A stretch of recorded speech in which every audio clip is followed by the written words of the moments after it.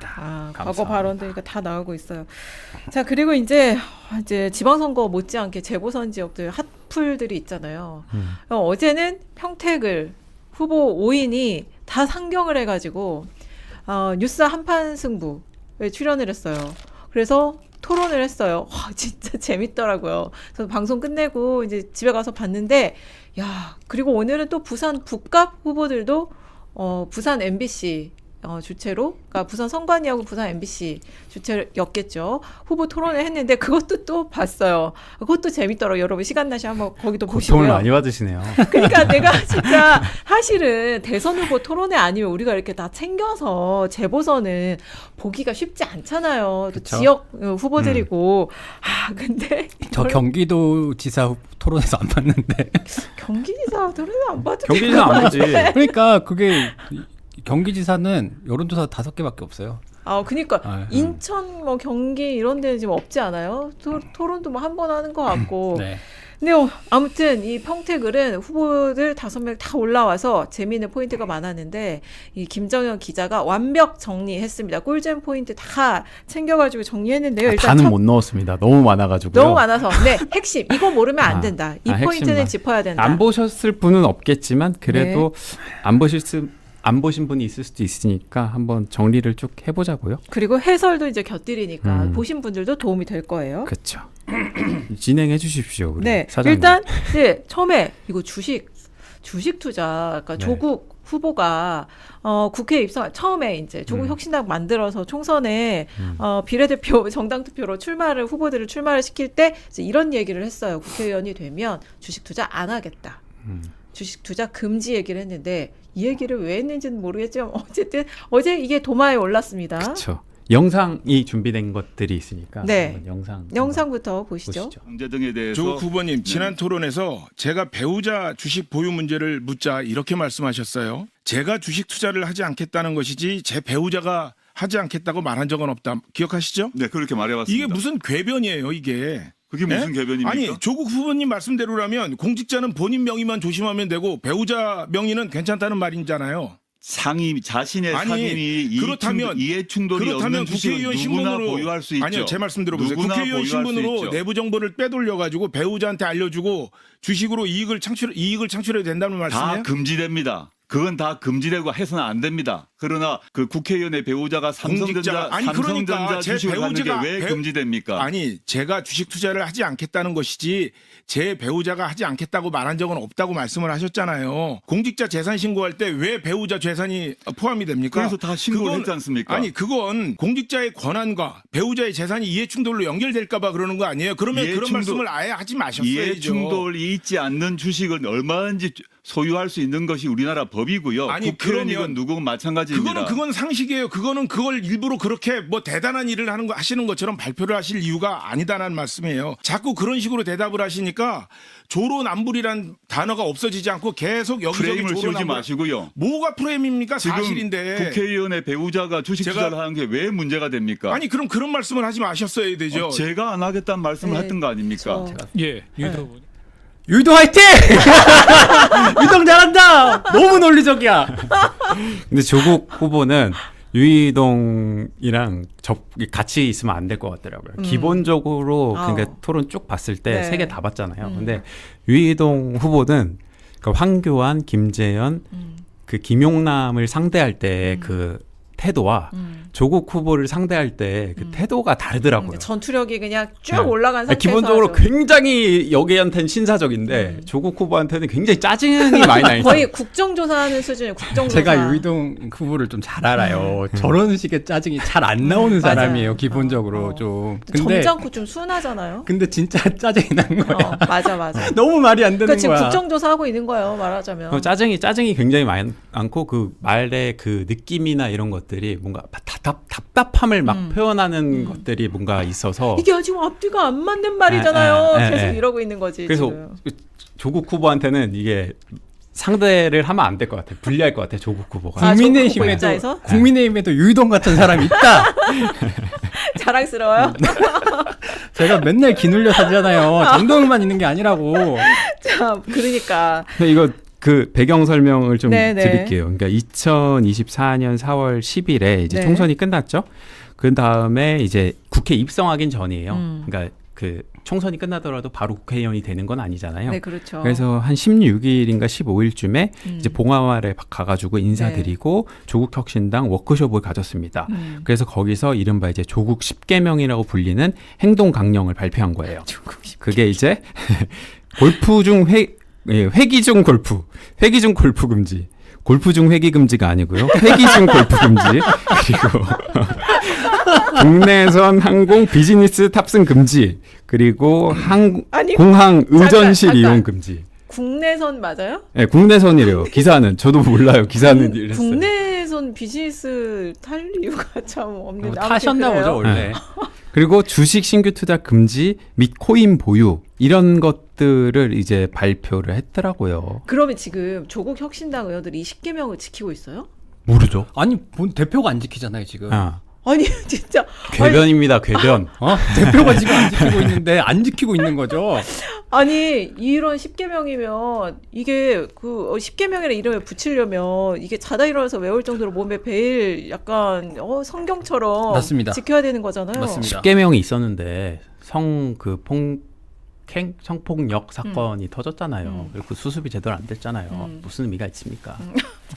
뭐 하나하나 따져봤자 가장 큰 거 그래요. 아무튼 그 10개명 중에 하나 이제 주식 투자 금지에 네, 대해서 그쵸. 유희동 후보가 물은 거예요. 그래서 이게 저기 유희동 의원이 하시는 말씀은 어떤 취지인지 여러분들도 충분히 이해하실 수 있을 것 같고, 근데 저는 이제 다른 관점에서 이게 보이더라고요. 그러니까 관련이 없다는 거잖아요. 조국 후보는 이제 정경심 씨가 주식 투자하는 거랑 나랑 무슨 관련이냐라는 거고, 그걸 왜 연관시키냐, 궤변이다라고 하는 건데, 사실 정경심 씨가 삼전이랑 하이닉스를 투자해서 돈을 벌면 그 이익을 누구와 공유합니까? 조국 가족이 같이 공유하는 거잖아요. 그리고 정경심 교수가 조국 후보의 남이 아니잖아요. 모르는 사람이 그렇죠. 아니잖아요. 배우자잖아요. 배우자는 사실 최측근도 아니고 최측근이잖아요. 근데 경제 공동체죠. 그렇죠. 그렇게 봐야 되는 거잖아요. 그래서 이걸 보다 보니까 그 대부업 의혹과 이걸 연관지어서 제가 한참 거기만 빠져 있다 보니까 그 의혹과 이게 좀 연관이 되더라고요. 오늘 김정은 기자가 김용남 후보의 대부업 의혹도 총정리해왔거든요. 왜냐 한재민이 그 조국혁신당에서 공세 퍼붓는 거 포인트가 뭡니까? 한재민은 김용남의 보좌관진 출신인데 만사무사 대부의 대표야라는 거예요. 만사무사 대표고 소유주는 김용남이니까 야 한재민하고 저기 김용남하고 이렇게 가까운 사이인데 야 어떻게 차명으로 어떻게 경영 개입한 거 아니야? 그 돈 김용남이 다 가져가는 거 아니야? 이 두 사이의 그 연관성을 고리로 이 의혹이 불거진 네. 거란 말이에요. 네.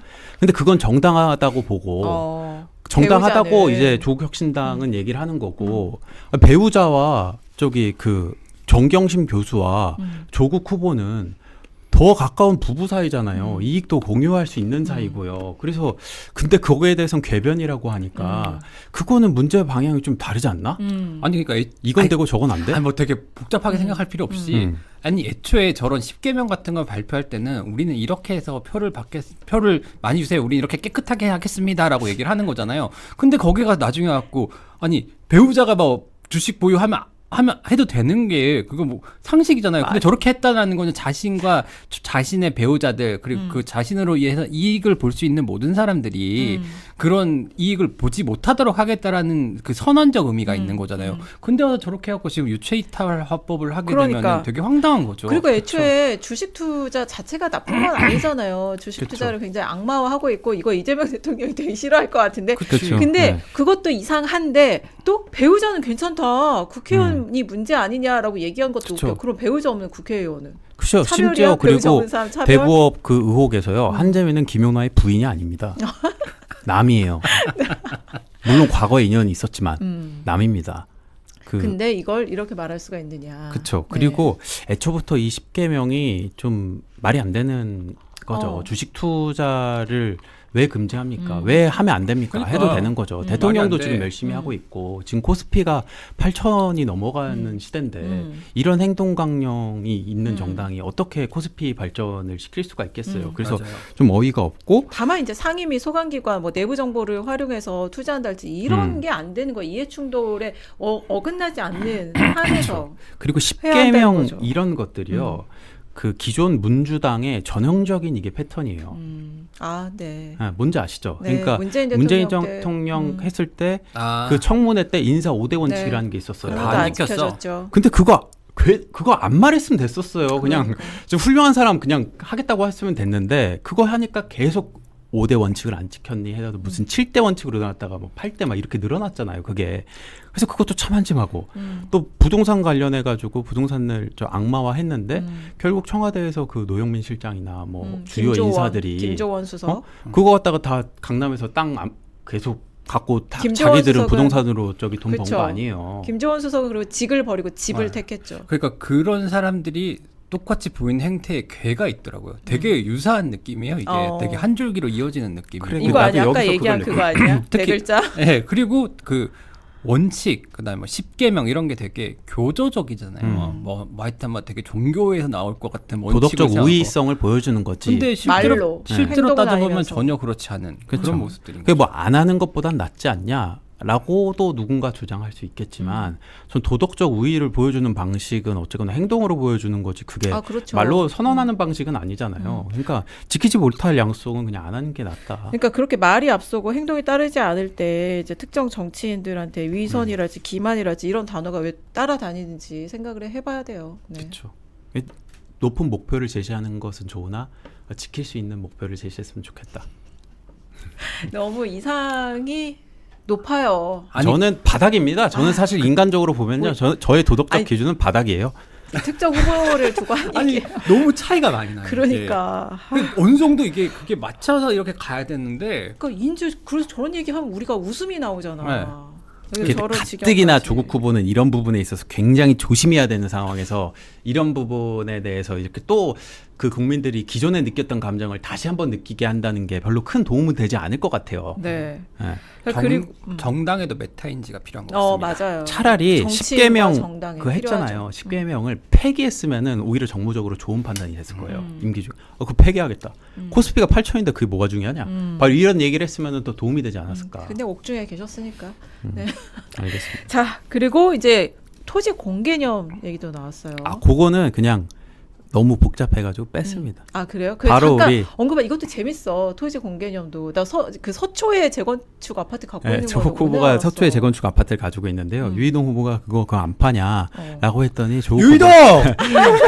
조국 후보가 나는 이거 평생 가지고 있었던 거고 이거를 가지고 있는 것과 토지 공개념은 굉장히 무관하다. 전혀 관련이 없다라고 했어요. 근데 이제 네. 저는 토지 공개념을 주장하는 사람이라고 해서 반드시 무주택자여야 되냐 그것까지는 아니라고 봐요. 그래서 조국 후보의 주장도 저는 일부 인정할 수 있겠거든요. 근데 그 전혀 토지 공개념과 관련이 없다라고 얘기하기에는 뭔가 정치인의 입장에서 강남 불패를 때려잡아야 되는 상황인데 그 수익을 재건축 수익을 막판까지 누리고 당선이 되는 것과 평택 당선과 무관하게 그 수익이 최고점에 달할 때까지 이익을 극대화하는 실현까지 보겠다는 사람이 언급하기에는 약간 조금 그렇지 않나? 적어도 설명은 했어야죠. 그렇죠. 나는 궁극적으로는 우리나라가 토지 공개념에 입각해서 주거의 목적으로 이제 부동산 정책이 바뀌어야 된다고 생각을 한다. 하지만 지금은 과도기도 아니고 시작도 못한 상태이고 현실적으로 나도 이 아파트를 지금 당장 파는 것은 문제가 있지 않게 하지만 나는 웰리 주지의 그 토지 공개념 나 그 생각 정말 동의하고 언젠가는 궁극적으로 우리나라도 그렇게 가야 된다고 근데 이렇게 설명하면 되잖아요. 저도 토지 공개념에 대해서 일부 동의하는 부분들이 많습니다. 자기가 지금 거기서 18년 살았다는 얘기를 계속 하는 거 아니에요? 되게 오래 산 것 같은데 어제는 아니, 80 몇 년 얘기하는 것 같은데. 네, 하여튼 되게 오랫동안 가지고 있었다는 지금은 거예요. 아니지 않아요? 근데 거기 그 재건축 들어가가지고 아, 그래갖고 들어갔어요? 그 관악구로 전세로 아마 이사를 간 걸로 알고 있고 다만 공개념이라는 게 토지 공개념이라는 게 자기가 오래 갖고 있는 거랑 상관이 있나요?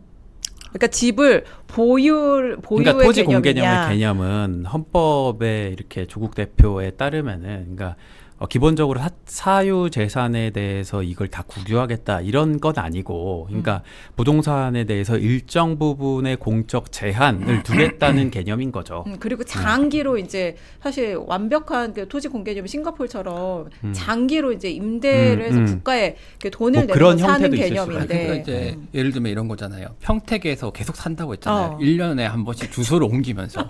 그런데 이거는 굳이 소치 처분할 아파트는? 이유를 못 느낀다라고 얘기를 하는 거는 뭐예요? 그거는 너무나 투명한 자신의 욕망을 설명을 한 거 아닙니까? 그렇죠. 그러니까 서초야. 평택 주민들 입장에서는 네. 아까 얘기한 게 그거예요. 그러니까 자신의 부동산 수익이 극대화될 때까지 기다리는 사람인데 토지 공개념 얘기를 하면은, 그러니까 맞아요. 조금 충돌한다는 네. 얘기지. 그렇게 네. 비치죠. 네, 비칠 수 있다는 거예요. 정치인이 그런 얘기를 하게 되면. 맞아요. 자, 그리고 그 다음은 갑자기 또 어제 토론회에서 최욱 씨가 등장을 합니다. 그것도 저희가 영상 준비했어요. 함께 보시죠. 김영남 후보께 묻겠습니다. 예. 지금 말씀하신 대부업체와 관련해서 김 후보님이 자주 출연하셨던 매불쇼의 최욱 앵커가 어제 방송에서 이렇게 말씀하셨습니다. 김 후보님의 해명에 대해서 조금 더 설득이 안 된다. 또 그날 나오신 박지원 의원님도 김 후보님의 해명이 수긍되지 않는다고 말씀하셨습니다. 이걸 전제로 제가 여쭤보겠습니다. 이번 선거 그러니까 최욱 씨가 어제 판단에 되게 중요한 이렇게 근거, 잣대가 되는 영향력이 큰 인물인가 봐요. 차라리 김종인을 가셔오던가. 후보한테. 그러니까 우리가 토론회 이런 거 보면 자기네 주장에 이제 권위에 빗대서 자기의 주장을 강화하는 방식의 이제 그런 문법을 활용하잖아요. 그럼 이제 보통 거론되는 게 이제 노벨 어쩌고 저쩌고 무슨 그 뭐에 따르면. 노벨상 받은 사람들 아니면 막 해가지고 한강 한국일보에 따르면 따르면. 뭐 그런 거 하는 거죠. 이슈 전파사에 따르면. 그렇지. 그리고 그 김지은 사장님이 그랬다고 하면 모를까. 뭐 하는 건 최욱 뭔데? 주로 거론되는 사람이 이제 그 뭐 DJ, 그 노무현, 뭐 박정희, 그렇죠. 뭐 이런 분들의 철학에 따르면 이런 거 아니야 했는데 갑자기 이제 매불쇼의 최욱님께서 이렇게 말씀을 하셨는데, 그러니까 자신의 주장의 권위를 최욱에 빌린다는 점에서 이거 정말 생소하다. 물론 근데 그 지금 그 새로워요. 민주당 진영이 갈라져 있으니까 그 다 매불쇼를 보시는 분들한테 향해서 한 메시지죠. 근데 이 토론회의 어떤 그 TPO와 봤을 때는 굉장히 좀 생소한 부분이었고 이 부분을 보고 그 많은 분들이 떠올린 어떤 그 영상이 있더라고요. 그래서 그것도 한번 가져와 봤습니다. 네.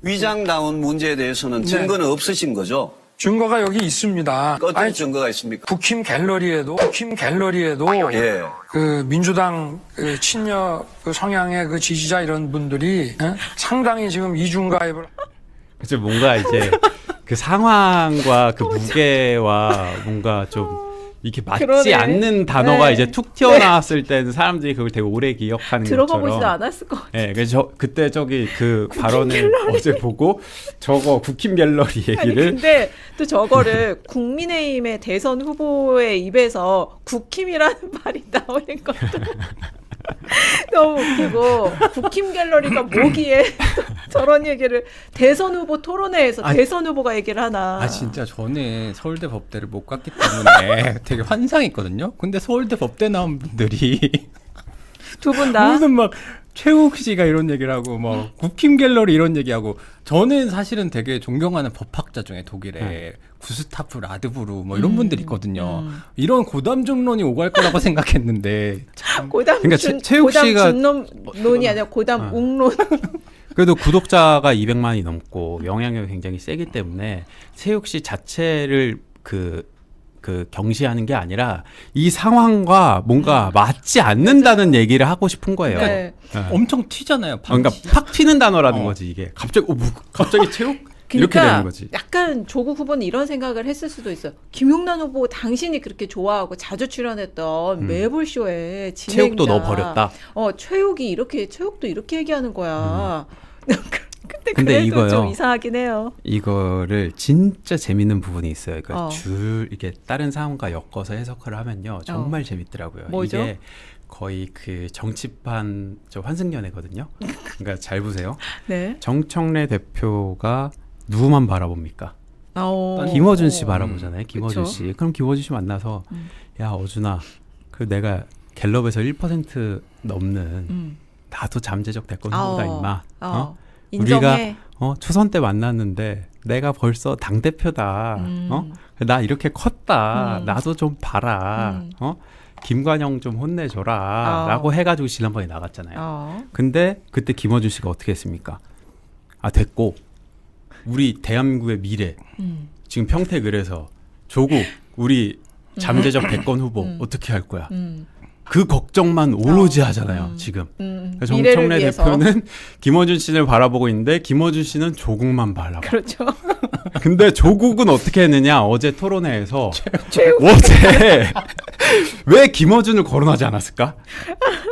김어준을 거론하지 않은 이유 있을 거라 같아요. 있을 것 같은데 전 뭔지 모르겠지만 어쨌거나 조국은 김어준은 그렇게 조국만 바라보는데 조국은 매불쇼를 언급한 거예요. 그럼 여기서 그럼 매불쇼가 전공을 최상위야? 언급하지 않았어. 그럼 매불쇼가 최상위야?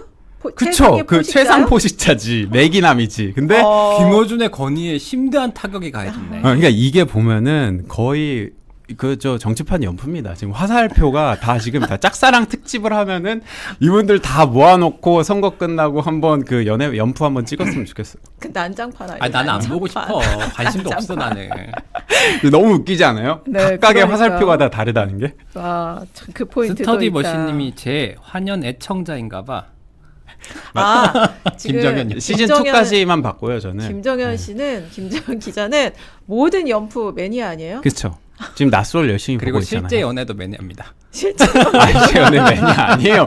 오해하시겠어요. 나랑 보내려고 저는 연애를 저기 보내려고 그 지금 연애 입사했을 때 매니아 큰일 나잖아. 아 취미가 연애라고. 그냥 그러니까 제가 한국일보 입사할 때 그 저 채용 이렇게 쓰잖아요. 그 뭐냐 저기 자기 소식에서 지원서? 지원서 쓰잖아요. 거기에 특기에다 제가 연애를 썼을 뿐이에요. 연애를 저 즐겨하는 연애 매니아는 아니고 연프 매니아라고 하면 인정을 하겠습니다. 그래요. 그리고 저기 그 아니에요. 넘어가죠. 아니, 어제 연프가 요새 낯설이 좀 그 화제가 되고 있는 게 있어요. 낯설 31기에서 그 순자님을 저기 나머지 그 여성 출연자들이 막 걸스 토크 막 이러면서 왕따 시키거든요. 근데 이제 그 모습을 보면서 저도 정신병 환자인 게 이제 그 순자가 김용남 같은 거야. 나 뭔지 모르는데. 그래서 감정이입이 됐어. 그래서 김용남도 저렇게 다구를 왕따를 거기 하고 있는. 마타도어가 나오고 막 네거티브가 난무하고 막 그치 이래. 앞담화를 막 해요. 아 진짜? 지금 연애 프로그램을 보시는 것 같은 PD님이 빵 터졌어요. 나는 뭔 말인지 모르겠는데. 순자가 김용남 인정? 비슷하죠? 나 낯설이 너무 적나라해가지고 넘어가시죠. 보기가 힘들던데. 어쨌든 이런 포인트도 있었습니다. 그리고 빠질 수 없는 조국 후보가 항상 입에 올리는 이제 검찰개혁 얘기도 어제 토론회에서 나왔어요. 이것도 영상 준비돼 있죠? 네. 함께 보시죠. 현재 검찰은 문재인 정부의 1차 검찰개혁에서 폐지되었던 정권 송치 부활해달라고 요구하고 있는데 실제 그 동의하시고 하셨죠? 아니요, 저는 정권 손치에 대해서 찬성하는 입장을 밝힌 내신 적은 적은 없어요? 없습니다. 그건 없고 그러면 극히 제한된 범위의 보안 수사권, 그게 이재명 대통령의 의견도 제 의견과 같습니다. 다르죠. 이재명 그렇죠. 대통령이 자, 바뀌면 다르죠. 사실은 불과 몇 개월 전만 해도 조국 후보님도 완전 다른 거죠. 공소사실의 제한된 동일성 보안 문제하고 수사권을 인정해야 된다라고 공소사실의 방송에서 동일성 범위하고 다른 말씀하셨잖아요. 거예요. 저 내용 너무 답답하더라고. 완전 다른 거죠.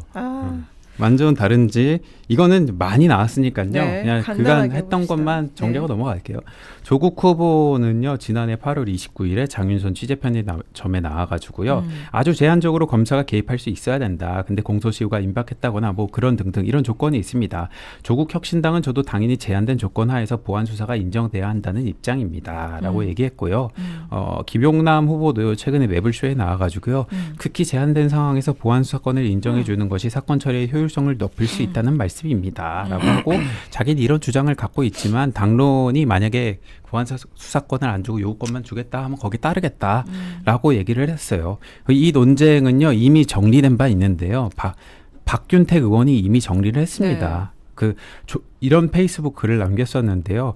조국 대표는 최근에도 어느 방송에 나와 자신이 허용하자고 주장하는 검사의 보안 수사권과 김용남 후보가 허용하자고 주장하는 검사의 보안 수사권에 차이가 있는 것처럼 말하면서 검찰 개혁의 완성을 위해서 김용남이 아닌 자신이 국회의원이 돼야 한다고 주장했다. 수사 실무를 오래 경험한 내 입장에서는 조국 후보, 김용남 후보 양자의 주장이 사실상 동일한 의미로 보이는데 도대체 무슨 차이가 있다는 것인지 일선 수사 실무를 제대로 알고서 하는 말인지 의문이 든다라고 얘기했습니다. 네. 이건 이렇게 정리하면 될 것 같아요. 근데 이거를 어제 또 굳이 또 질문을 했어요. 그래서 이재명 대통령 어쨌거나 그 검찰 개혁에 있어서는 수기를 많이 강조했는데 저도 검찰 개혁 관련해 가지고 뭐 보안 수사권을 주자 말자 이거 충분히 토론할 수 있는 문제라고 보는데 어제 그 국회의원 재보궐 토론회가 과연 이거를 심각하게 그러니까요. 토론할 수 있는 환경이었나? 그리고 조국 후보는 그걸 토론하기 위해서 김용남 후보에게 그 문제를 제기한 건가? 어쩌면은 그냥 낙인을 찍기 네. 위해서 한 거 아니었나라는 생각도 들어서 네. 그 부분 좀 아쉬웠습니다. 맞아요. 제대로 이제 답변할 시간도 주지 않고 네. 공세를 편 것으로 보여서 좀 그 부분 왜 굳이 검찰개혁 얘기를 했나 싶은 생각도 들었어요. 자, 그리고 어제 이제 이슈 전파사 방송 중에 이제 실댓글로 네. 질문을 남겨주신 분이 있었어요. 이제 김용남 후보를 동행하면서 찍던 이제 유튜버 아니죠. 와. 조국 후보를 쫓아다녔던 제2 김용남 후보도 네. 그 동행했었던 아, 그래요? 분일걸요. 네. 근데 그 조국 혁신당 쪽과 이제 폭행 시비가 붙은 거예요. 네. 그래서 경찰에까지 체포가 됐어요. 네. 근데 이 관련 기사가 이제 처음에 연합뉴스 발로 밤에 이제 보도가 됐는데 아, 네, 그분은 이제 한국일보에서 사실관계를 파악하지 않고 일방적으로 잘못된 기사를 피해자 가해자를 뒤바꿔서 기사를 썼다 이런 이제 지적을 남겨주셔서 어제는 제가 이제 방송 중에 그 얘기를 설명을 드릴 상황이 아니었기 때문에 오늘 이제 김정은 기자가 이것도 좀 알아봤죠. 이거는 네. 그 제이컴퍼니 맞죠? 제이컴퍼니. 네네. 거기 유튜브를 가서 라이브 영상을 보시면은 다 찍혔더라고요. 그때 상황이 어떻게 됐는지가 정확히 나옵니다. 네. 그래서 이제 그 당직자가 본인을 찍길래 근데 저는 기본적으로 유튜버가 누구를 찍는 것과 당직자가 누구를 찍는 게 본질적으로 다른 것인가 그건 잘 모르겠어요. 근데 어쨌거나 유튜브 그 제이 컴퍼니님은 그 당직자가 찍으니까 너 왜 찍냐 하고 가서 불법 한 거예요. 촬영했다. 너 불법 촬영한 거다라고 한 거예요. 그 무죄 제기 충분히 할 수 있다고 봅니다. 근데 이제 거기서 흰 옷을 입은 사람들이 네. 갑자기 이제 제이 컴퍼니 입장에서 얘가 저 불법 촬영했어요. 이렇게 라고 김도영 했는데. 기자한테 얘기를 했는데 갑자기 김도영 기자가 얘는 보내고 나를 잡는 거야. 무력으로. 그러니까 이제 내 입장에서는 얼마나 억울해. 얘가 나 찍었다는데 나를 잡으니까. 그리고 둘의 얘기는 최소한 들어봐야지. 네. 그렇죠. 그래서 근데 알고 그런 보니까 상황이 이분들이 되죠. 경찰이었던 거예요. 아. 근데 이제 경찰의 그 당시 태도가 저는 아주 나이스하지 않았다고 봐요. 그러니까 뭐 숨 쉬잖아요. 말하잖아요. 뭐 이런 식으로 막 이제 좀 약간 약 올리듯이 얘기를 했거든요. 그러고 나서 긴급 체포까지 시켰어요. 그러니까 숨 막힌다고 하니까 지금 말하는 거 보니까 숨 쉬는 거 아니냐 그쵸. 이렇게 조롱을 좀 네. 했어요. 그러니까 애초에 근데 그 폭행 시비가 붙어서 경찰은 오해했을 수도 있겠다 그런 그렇죠. 싶은 경찰도 생각도 오해했을 들어요. 수는 있는데 네, 그 유튜버가 이제 이 모르는 사람을 이제, 사람이니까 아마 그 당직자는 잡고 계속 있었으니까. 봐왔던 사람이고 물론 경찰은 제가 아는 한에 따르면은 조국 후보를 보호하는 거예요. 당직자를 보호하는 게 아니에요. 아 그렇죠. 근데 어쨌거나 깽판을 치니까 거기 이제 왜 개입을 어떻게 보면은 그렇게 개입을 한 했는지. 거죠 경찰도. 근데 이제 거기서 그 조국 혁신당 관계자는 아니까 그냥 냅둔 거고 제이 컴퍼니는 모르는 사람인데 갑자기 소리를 치니까 차추 지정을 물어볼 수도 있었을 것 같은데 묻지 그냥 긴급 않고. 체포를 그냥 때려버리고 엄청 과잉진압한 거죠. 맞아요. 네, 그래서 힘으로. 결국에 보니까 저는 경찰에서 그 사실을 좀 인정을 하고 체포를 그냥 임의동행을 했다가 집에 이제 훈방 조치 이렇게 해서 그냥 네. 입건이 안 되고 끝난 건 줄 알았더니 긴급 체포를 해가지고 데려갔다가 풀려났는데 그 풀려난 게 체포적 부심까지 해가지고 진짜? 풀려났더라고요. 그거는 진짜 야. 과한 거죠. 지들이 잘못했으면 바로 뭐야? 풀어줘야지. 그래서 체포적 부심에서 그 변호사 측이 주장하는 것들이 인용이 돼가지고 현재는 그 풀려났습니다. 그러니까 이거는 경찰의 그 판사가 봤을 때는 경찰의 체포 과정에 어떤 불합리함을 인정했다고 볼 수도 있는 거. 그렇게 진압을 할 상황이면 이분이 흉기를 들고 있었어야 돼요. 그렇죠. 후보를 위협할 만한 네. 후보에게 해가 될 만한 뭐 칼이나 뭐 이런 흉기를 들고 있었어야 되는 거예요. 근데 그게 아니고 이분은 그냥 카메라 들고 있었던 사람인데 그렇게 무력으로 이제 진압을 한 거죠. 그리고 체포까지. 긴급 체포 체포 되게 접부심까지? 되게 드문 일인데. 아니 근데 그거 체포 되게 접부심에서 이렇게 풀려나는 경우도 굉장히 드물죠. 드물죠. 체포 접부심 진짜 잘 안 하죠. 잘 안 해요. 네. 왜냐하면 이게 체포가 24시간인가요? 네, 그렇기 때문에. 48시간인지 24시간인지 아마 그럴 네. 것 같아요. 근데 아무튼 그런 일이 있었다. 그래서 이제 그게 근데 워낙 어쨌거나 저 평택 경찰서에서 최초에 그걸 브리핑을 할 거 아니에요. 조국 혁신당하고 하다 보니까 기사가 애초에 처음에는 그렇게 나올 수가 있을 것도 같았었던 것 같아요. 좀 미흡했던 것 같아요. 네. 그래서 어쨌든 당시 상황은 이랬고 이제 통신사 기사를 바탕으로 다른 언론사들이 아마 기사를 썼을 거예요. 근데 그 밤이라 이제 또 확인을 하기가 쉽지 않았을 거고 근데 통신사는 이제 연합뉴스라는 통신사는 경찰발로 아마 경찰이 내주는 자료를 바탕으로 기사를 썼을 것 같고 그래서 이제 그런 상황이 됐다라는 설명을 저희가 드립니다. 네. 네.